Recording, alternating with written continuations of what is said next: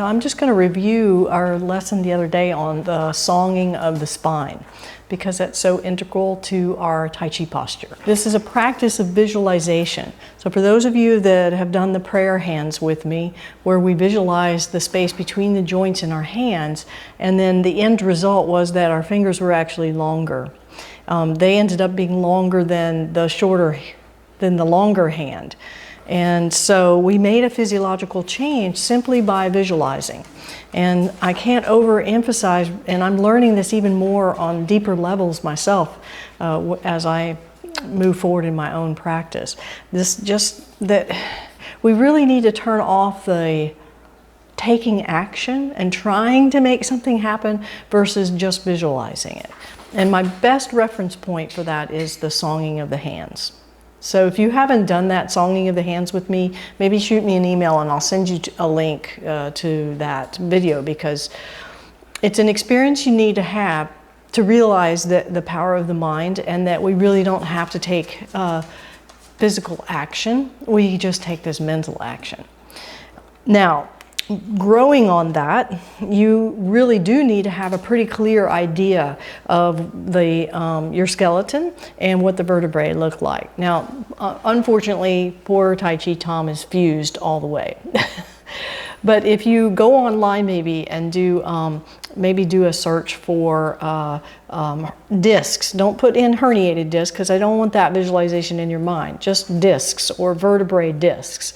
We want a healthy visual in our mind, whereas if you do just a general search, you're going to probably show up with the unhealthy visualization of the herniated disc and malalignment and everything. It doesn't matter if you have those, right? I have 7 herniated discs.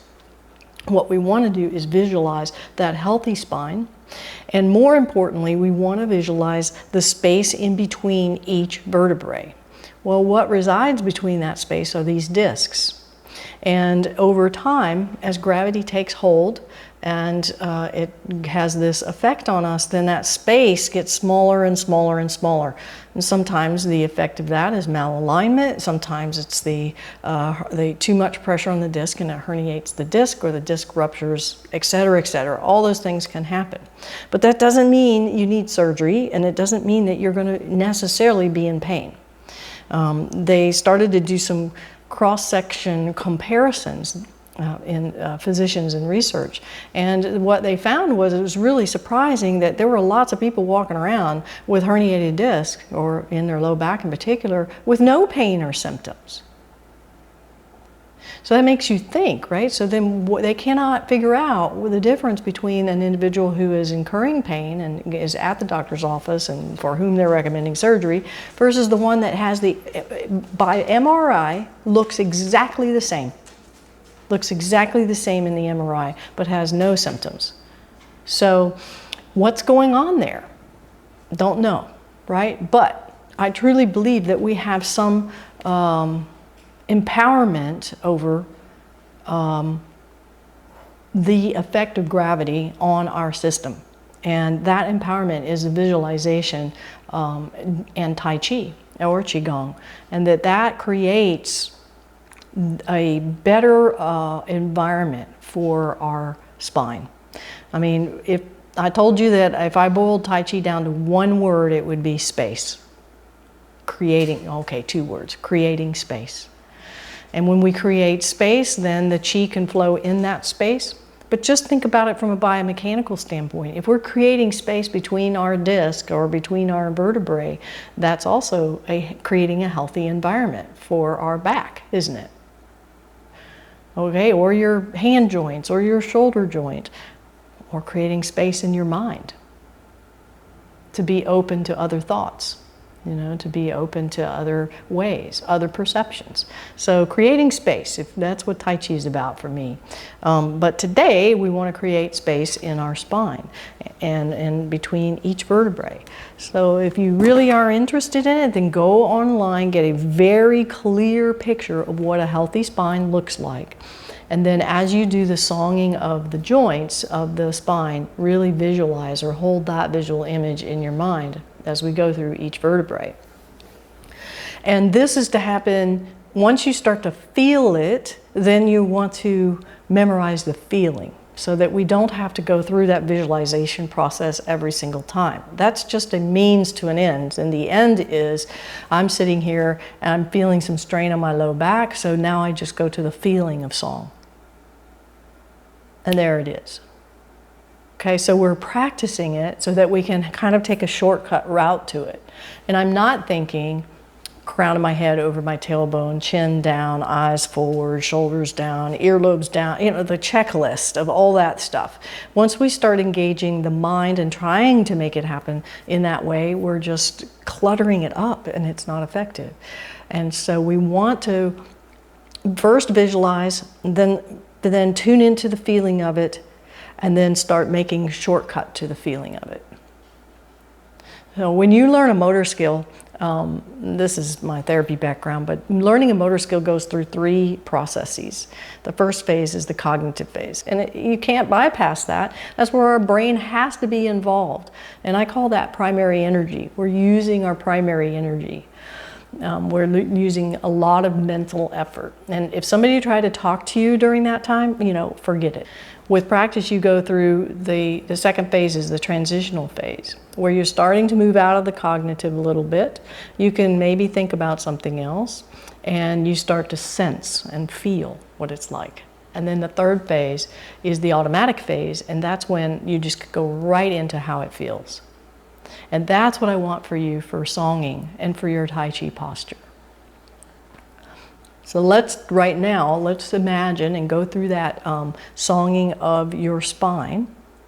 And every time we do gathering chi or our receiving chi, every time we do that maneuver right there, that's an opportunity for you to visualize the spine, each vertebrae lifting off of each other, so that this is a mindful practice that eventually you can start tuning into the feeling of it, and this just becomes almost a symbolic gesture to capture and move into that feeling. Let's try it. Standing up all the way. Your knees aren't locked, but you are standing up. And it's a simultaneous thing that when we just release our knees a little bit. Just bend them a little bit, not much. That you start pouring the weight and you let your pelvis be heavy and hanging. And it's as though you have a helium balloon and you have a weight at the bottom of it, like a birthday balloon. And the more that balloon is floating up, the more taut that the ribbon becomes, because it's got a weight at the bottom of it. Now, if I'm pushing down on the balloon, go ahead and sit down and be more heavy. So pushing down on the balloon, this is what I used to do a lot, and I feel very rooted, but I'm heavy. And I would guess that a lot of you have that feeling as well. Instead, what we want is that balloon to rise up. And as it rises up, the weight is still there, but it's not the predominant force. It's balanced. You have the floating up as well as the weight at the bottom of your feet or underneath the earth, or I think the weight right here at the pelvis. And by letting it go, I'm letting the weight down, and it stabilizes the balloon, doesn't it? And you have that nice taut ribbon in between, and that's your spine. Tai Chi is not all down, and if you're feeling a lot of leg work or a lot of weight on your hips or your knees, your ankles, I suspect that you're pushing your balloon down. Let the balloon go up. That's visualization number 1. Now we'll include our arms, we'll do our receiving chi, and remember, something down, something up. We won't even worry about the up part here with our hands right now. We'll just do the second phase. And then imagine that your hands are magically inside of your body, and you're at the very first vertebrae. And what you're doing is your hands brush down inside your spine, is that you're creating a space. in between each vertebrae. And that is a lifting up because our hands are going down. So it's taking care of flushing out the excess weight and gravity. And floating each vertebrae. It's like we're liberating each vertebrae. And then really see in your mind's eye, as if you could see daylight in between each vertebrae, if you were looking through your own skeleton. All the way down. The low back has big, huge vertebrae, so let's create even more space there. And then we'll let go.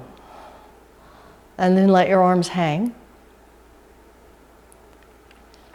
And envision that taut ribbon. It's taut because of the floating up. And feel now, just feel, sense how your body feels. If you feel any tightness in your back muscles here, just either breathe into it or just imagine that they're elongating in much the same way as the spine, and that helps to release those back muscles. Okay, now shake it out. We're going to do this a couple more times. The ultimate goal of this is that you can take this, it's portable, you can take it into your daily life. That's the ultimate goal. You're sitting, driving in your car, or you're standing at the kitchen counter, or whatever you're doing, that you can say, oh, I need a song, and you just go there and open your spine, and everything lengthens, and you feel less bound by the effect of gravity.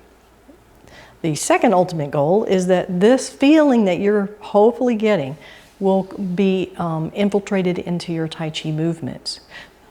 That when we do follow step, it's not heavy down and follow step. Instead, it's follow step, my spine elongates, there's space in between, and I'm floating. There's contact, and yes, there is pressure there, but my goal now is to have less and less pressure, opening my knee joint, my hip joint, my spine. Because gravity is there. It's going to be there. We don't need to add to it. We need to work with it, let it help us, but we don't need to add more down pressure to it. If anything, I think we need to almost overcome it more with upward thought process. All right, let's do this 2 more times, and then let's try it with, I think we should try it with waving hands in clouds, and then we'll try it with our brush knee follow step. It's going to make your follow step easier too. Standing tall without bending your knees. And then, yes, we all have imbalances and tightness, shortness, curvatures, all that stuff that we're probably not supposed to have. But just accept it. Don't fight it. Now soften your knees a little bit, and as you do, it's like you got the balloon and the weight, and you're letting the weight go down and the balloon go up. Here we go. So let the pelvis be the weight at the bottom of the balloon. Or if you want to be like an air balloon, this is the basket. Oh, that looks terrific. Yep. Your shoulders, just let them hang. We're not worried about those right now.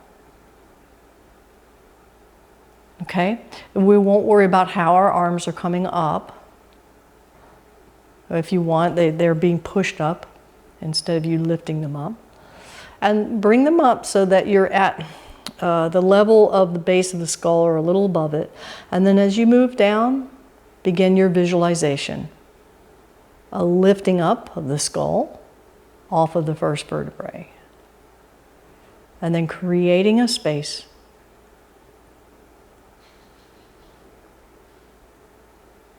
in between each vertebrae.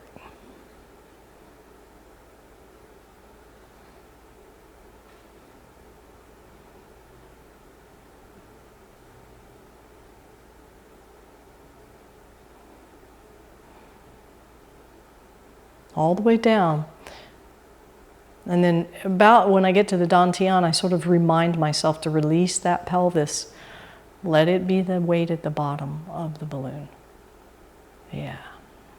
And then it's important just to let go and let your arms just hang and tune into this feeling. And if you have tension somewhere, then you can just be aware of it. But if you have tension in your back muscles, I want you to just imagine that they too now are lengthening.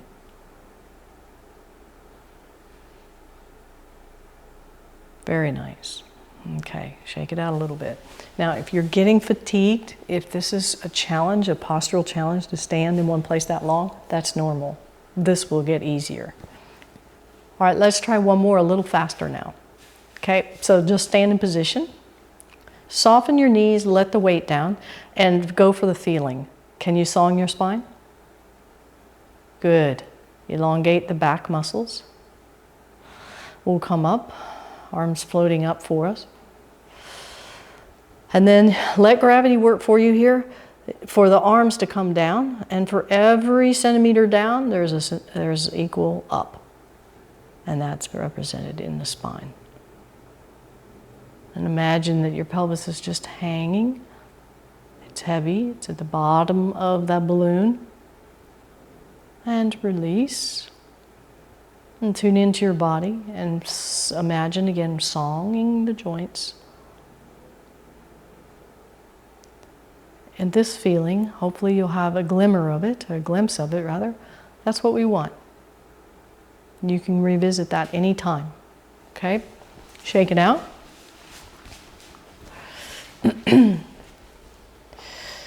And get into a Sun style, narrower stance. And we'll do waving hands and clouds. We'll go right into it. We won't do our single whip. We'll go to the left. Begin by standing up, and then as you release your knees a little bit, then go into songing the spine. Ready? So release the bottom half. This part's heavy. Song the spine. Beautiful. We'll get into position. Turn your body a little bit towards your right. And then stepping a little to the left.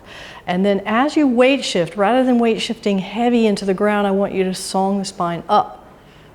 Yeah, there you go. And then step in. And as you weight shift to your right, same thing. Song the spine. Stepping out, don't weight shift yet. Now as you weight shift, float the balloon. Keep the thread or the ribbon in between the weight and the head or the top of the head opening. I was going to say taut, but what I mean is the spine is opening. Yeah, very good. Let's do one more, just for one more practice. It's really important to do it as you weight shift, because that's where we start to feel the heaviness. And we want to balance it out with the lightness. Yeah, it feels so much better. Okay, great. Now let's try it with brush knees. We're going to take it to another level because with brush knee in Sun style we have a single leg stance. Let's go to the left. Right hand is up and empty stance with the left.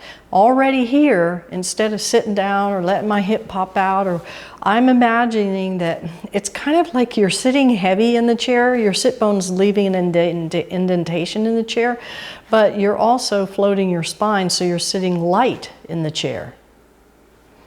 And then we'll turn our whole body a small step, and then as you fill that front foot and weight shift, song the spine open. There's a lightness, and then you have so much control when you follow step. Okay, let's keep going. Let's play the lute. Even right there, all of a sudden I have a ton of heaviness here.